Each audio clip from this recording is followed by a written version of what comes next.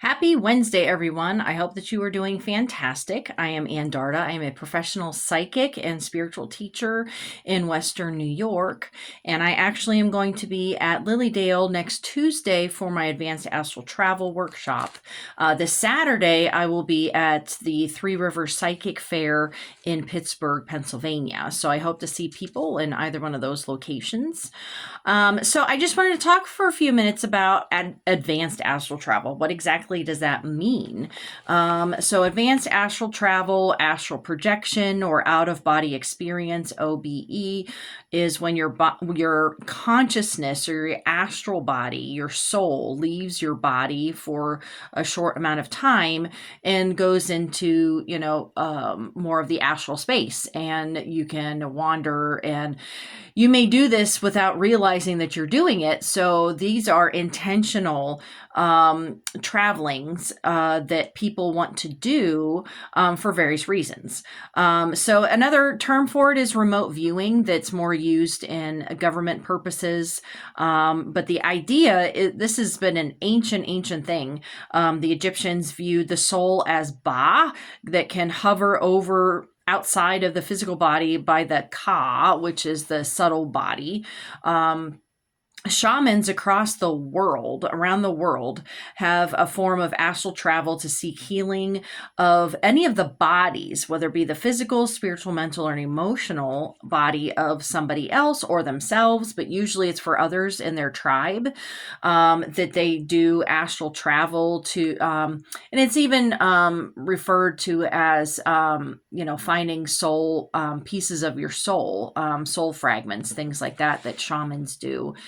Many people of all spiritual and religious backgrounds have written about astral travel. Edgar Cayce, Hereward Harrington, Oliver Fox, Sylvan Muldoon, and Robert Monroe, just to name a few people. There have been people, across the centuries that have written about astral travel, and this is beyond meditation.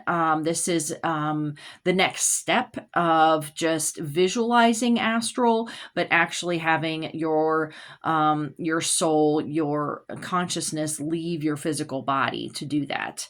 And so my workshop is going to be focusing on, first, our auras, what exactly your aura is and how to take care of it, how to cleanse it, how to shield it is number two, how to do it and why. The third thing we're going to talk about is the locations and environments, the appropriate places to be doing astral travel, because you don't want to just do it anywhere.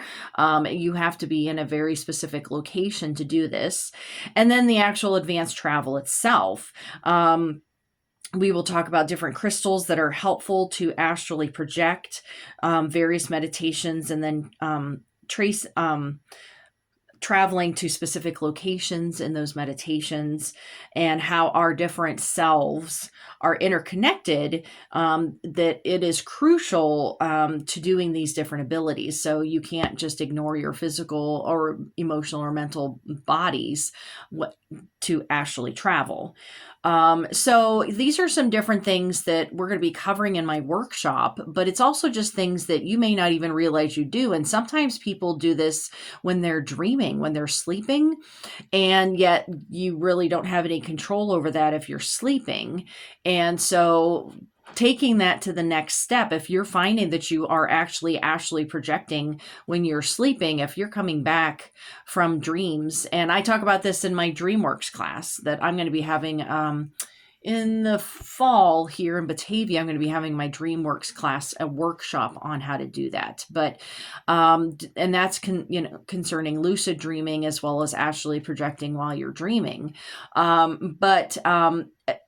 Astral travel is a purposeful, intentional thing to do to get information, to speak with spirit guides, that you may need to find information about something in your life.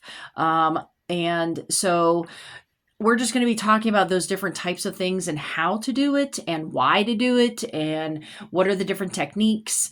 And there are many books, there are many videos on how to do that on YouTube that you can also check out.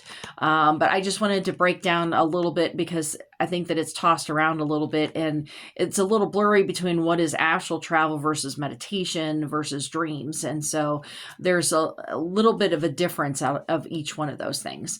So I hope that this is helpful to you. I hope that you have a wonderful Wednesday, and I will see you next week. All right. Bye-bye.